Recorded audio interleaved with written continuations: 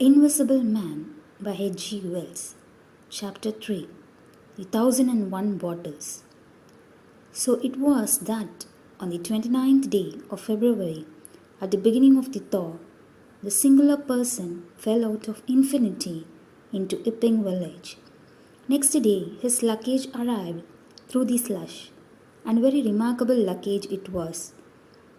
There were a couple of trunks indeed, such as a rational man might need, but in addition there were a box of books, big fat books of which some were just in an incomprehensible handwriting, and a dozen or more curiosity at the straw glass bottles.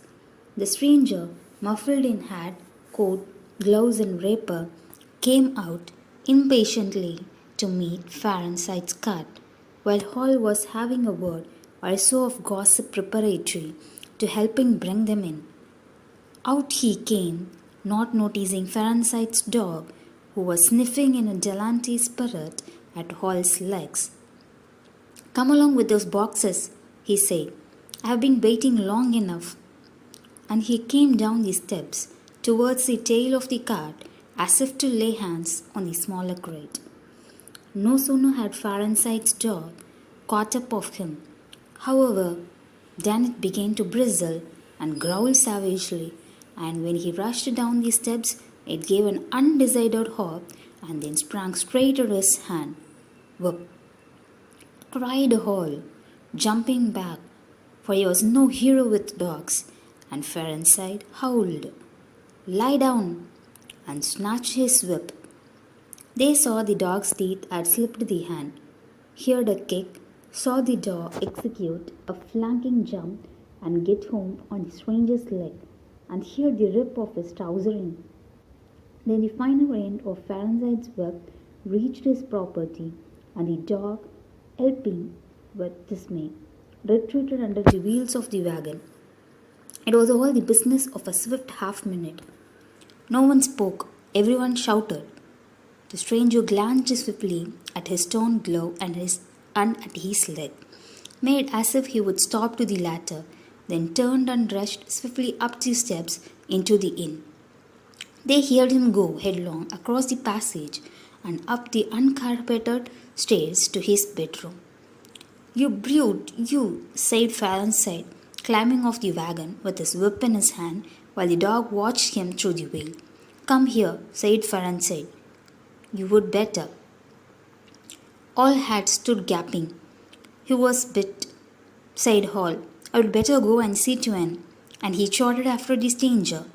He met Mrs. Hall in the passage. "Carrier's dark," he said, bitten. He went straight upstairs, and stranger's door being ajar, he pushed it open and was entering without any ceremony. Being of a naturally sympathetic turn of mind, that the blind was down and the room dim, he caught a glimpse of a most singular thing, what seemed a handless arm waving towards him, and a face of 3 huge indeterminate spots on white, every like the face of a pale pansy. There he was struck violently in the chest, hurled back, and the door slammed in his face and locked. It was so rapid that it gave him no time to observe a waving of indecipherable shapes, a blow, and a concussion. There he stood on the dark little landing, wondering what it might be that he had seen. A couple of minutes later, he rejoined the little group that had formed outside the coaches and horses. There was Fahrenheit telling about it all over again for the second time. There was Mrs. Hall saying his dog didn't have no business to bite her guest.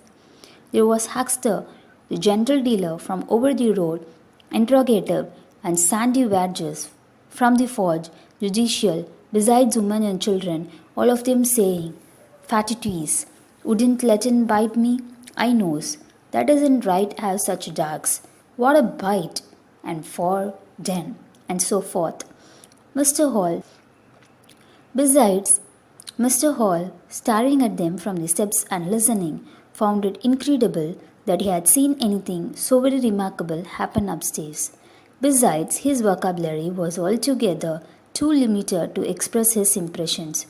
"He don't want no help," he says. he said in answer to his wife's inquiry. We would better be taken of his luggage in. He ought to have it cauterized at once, said Mr. Huxter, especially if it's at all inflamed. I would shoot in, that's what I would do, said a lady in the group. Suddenly the dog began growling again. Come along, cried an angry voice in the doorway, and there stood the muffled stranger with his collar turned up and his hat brim bent down. The sooner you get those things in the better, I will be pleased. It is stated by an anonymous bystander that his trousers and gloves have been changed. Was you hurt, sir? Said Fahrenheit. I am rare, sorry the dog. Not a bit, said the stranger. Never broke the skin. Hurry up with those things. He then swore to himself. So Mr. Hall asserts. Directly the first crate was, in accordance with his directions, carried into the parlour, the stranger flung himself upon it with extraordinary eagerness and began to unpack it, scattering the straw with an utter disregard of Mrs. Hall's carpet. And from it he began to produce bottles, little fat bottles containing powders, small and slender bottles containing colored and white fluids, fluted blue bottles labeled poison, bottles with round bodies and slender necks, large green glass bottles, large white glass bottles, bottles with glass toppers and frosted labels, bottles with fine corks, bottles with bungs, bottles with wooden caps, wine bottles, salad oil bottles, putting them in rows on the chiffonier, on the mantel, on the table, under the window, round the floor, on the bookshelf, everywhere. The chemist's shop in Bramblehurst could not boast half so many. Quite a sight it was. Crate after crate yielded bottles, until all 6 were empty, and the table high with straw. The only things that came out of these crates, besides the bottles, were a number of test tubes and a carefully packed balance. To the window and set to work, not troubling in the least about the litter of straw, the fire which had gone out, the box of books outside, nor for the trunks and other luggage that had gone upstairs. When Mrs. Hall took his dinner into him, he was already so absorbed in his work, pouring little drops out of the bottles into test tubes, that he did not hear her until she had swept away the bulk of the straw and put the tray on the table, with some little emphasis perhaps, seeing the state that the floor was in. Then he half turned his head and immediately turned it away again. But she saw he had removed his glasses. They were beside him on the table, and it seemed to her that his eye sockets were extremely hollow. He put on his spectacles again and then turned and faced her. She was about to complain of the straw on the floor when he anticipated her. I wish you wouldn't come in without knocking, he said in the tone of an abnormal exasperation that seemed so characteristic of him. I knocked, but seemingly.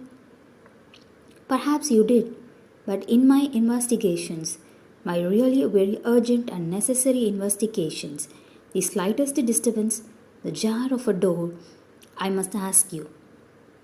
Certainly, sir. You can turn the lock if you are like that, any time. A very good idea, said the stranger. This door, sir, if I might make so bold as to remark. Don't. If the straw makes trouble, put it down in the bill. And he mumbled at her words suspiciously, like curses.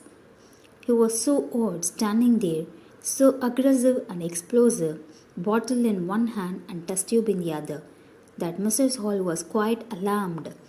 But she was a resolute woman, in which case I should like to know, sir, what you consider. A shilling? Put down a shilling.